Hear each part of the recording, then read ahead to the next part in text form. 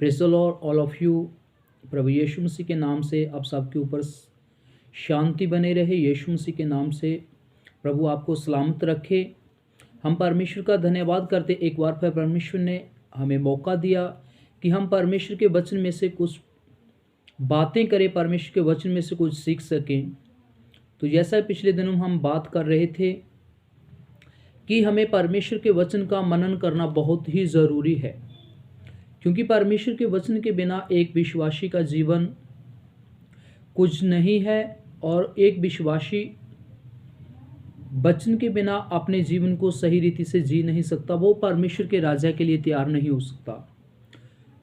तो मैं बात कर रहा था पिछले दिनों में कि हम पहाड़ी उपदेश के बारे में, जो कि सरमन ऑन द माउंट है, जो कि प्रभु यीशु मसीह की आरंभिक शिक्षाओं में से एक है। जब प्रभु यीशु मसीह ने अपनी सेवकाई को शुरू किया, तो हम देखते हैं कि जब प्रभु यीशु मसीह ने अपनी सेवकाई को शुरू किया तो मत्ती रचित सुसमाचार उसका 4 अध्याय उसकी 17 आयत में प्रभु यीशु मसीह ने सुसमाचार प्रचार करना शुरू किया। उन्होंने कहा कि मन फिराओ, क्योंकि स्वर्ग का राज्य निकट आया है। तो आगे चलकर हम देखते हैं कि यीशु मसीह प्रभु अपनी शिक्षाओं की शुरुआत करते हैं, तो जिसको पहाड़ी उपदेश के नाम से जाना जाता है।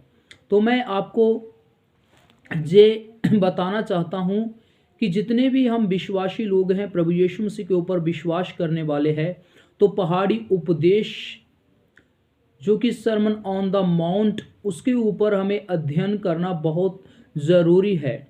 और वाकई में अगर आप परमेश्वर के राज्य के मार्गों में स्थिर होना चाहते हैं, उसके ऊपर चलना चाहते हैं, तो पहाड़ी उपदेश का जो पहाड़ी उपदेश है, उसका जो प्रभु यीशु मसीह ने उपदेश दिए हैं, उसको अपने जीवन में बहुत उसका अध्ययन करना बहुत ज़रूरी है और उसके ऊपर चलना बहुत ज़रूरी है। जैसे ही आप पहाड़ी उपदेश के ऊपर अध्ययन करोगे, उसको पढ़ोगे, उसकी स्टडी करोगे, तो आप पाओगे कि पहाड़ी उपदेश के बीच में पवित्र आत्मा के पूर्ण फलों को बताया गया है, जो कि गलातियाँ 5:22 में हम देखते हैं कि वहाँ पर पवित्र आत्मा के फलों के बारे में जिक्र किया गया है। तो जब हम पाएंगे पहाड़ी उपदेश को, हम जब अध्ययन करेंगे, तो इसके बीच में पाएंगे जो पवित्र आत्मा के फल है, वो पहाड़ी उपदेश के बीच में विराजमान है। वो पहाड़ी जो उपदेश है वो पवित्र आत्मा के फलों से भरपूर है। इसलिए प्यारे मसीह भाई बहनों, मैं आपको बताना चाहता हूँ कि परमेश्वर के वचन की जो प्रभु यीशु मसीह ने आरंभिक शिक्षा दी है, पहाड़ी उपदेश, उसके ऊपर अपना मनन करें और उसको अपने जीवन में लागू करें और उसको अपने जीवन का आधार बनाएं एक मसीह जीवन में। तो हम परमेश्वर के राज्य के लिए दिन प्रतिदिन परमेश्वर के बीच में ग्रोथ करते जाएंगे। जैसा कि हम देखते हैं, सबसे पहले हमें ये देखना ज़रूरी है, जो जानना ज़रूरी है कि जो पहाड़ी उपदेश है वो कहाँ से कहाँ तक है। जैसे हमने आज तक सीखा है, आज तक बहुत बार हम ऐसा सुनते हैं कि जब हम देखते हैं कि बहुत से ऐसा बताया जाता है कि जो पहाड़ी उपदेश है वो 5 अध्याय में उसकी 1 आयत से लेकर उसकी 12 आयत तक है। लेकिन मैं आपको बताना चाहता हूँ, ये सिर्फ 12 आयतें ही पहाड़ी उपदेश नहीं है। पहाड़ी उपदेश को पढ़ने से पहले हमें ये जानना ज़रूरी है, पहाड़ी जो उपदेश है, जो सरमन ऑन द माउंट है, वो कहाँ से कहाँ तक है।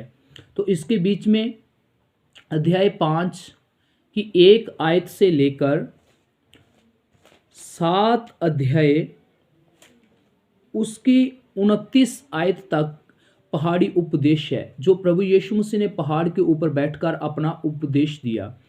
तो इसको कैसे पता करेंगे कि ये तीनों चैप्टर 5, 6 और 7 जो पहाड़ी उपदेश है, वो कैसे हम इसको जानेंगे कि वो पहाड़ी उपदेश है, वो वाकई प्रभु यीशु मसीह ने पहाड़ के ऊपर बैठकर अपने उपदेश को दिया है। तो इसके बीच में से हम जब देखते हैं 5 अध्याय उसकी 1 आयत को पढ़ते, तो वहाँ पर लिखा है, वह इस भीड़ को देखकर पहाड़ पर चढ़ गया और जब बैठ गया तो उसके चेले उसके पास आए और वह अपना मुंह खोलकर उन्हें यह उपदेश देने लगा।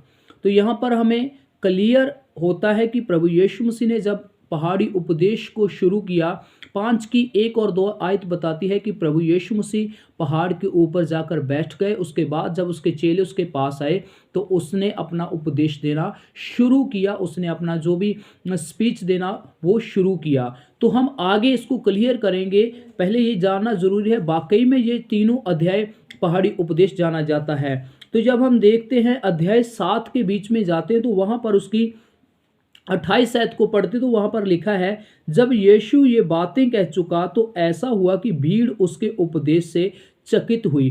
तो मेरे प्यारे भाई बहनों, यहाँ पर इस अध्याय में 7 की 28 आयत में हम पढ़ते हैं कि यहाँ पर प्रभु यीशु मसीह ने अपने उपदेश को फिनिश किया। अपने सरमन को यहाँ पर फिनिश करते हुए यहाँ पर 28 आयत में पढ़ते हैं कि प्रभु यीशु मसीह जब ये बातें कह चुके, जब अपना उपदेश दे चुके, तो जो भीड़ थी वो उसका उपदेश सुनकर चकित होने लगी, वो हैरान हो गई, क्योंकि वह उन शास्त्रियों के समान नहीं परंतु अधिकारियों के समान उन्हें उपदेश देता था।